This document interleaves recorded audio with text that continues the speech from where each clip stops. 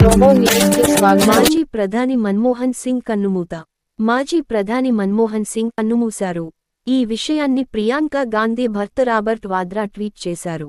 ఇవాళ సాయంత్రం తీవ్ర అస్వస్థతకు గురైన ఆయన్ను ఢిల్లీలోని ఎయిమ్స్కు తరలించారు. అక్కడ ఎమర్జెన్సీ వార్డులో వైద్యులు చికిత్స చేశారు. అయితే కొద్దిసేపటికే మన్మోహన్ తుది శ్వాస విడిచినట్టు వైద్యులు తెలిపారు. ఆర్థిక సంస్కరణలకు ఆద్యుడు. 1932 సెప్టెంబర్ 26న ఇప్పటి పాక్లోని చక్వాల్లో మన్మోహన్ సింగ్ జన్మించారు.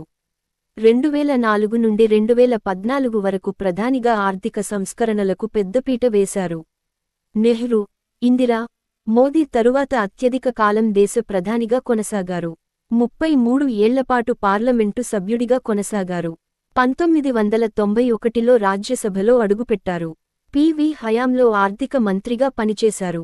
ఆర్థిక శాఖలో సలహాదారుగా, కార్యదర్శిగా, ఆర్.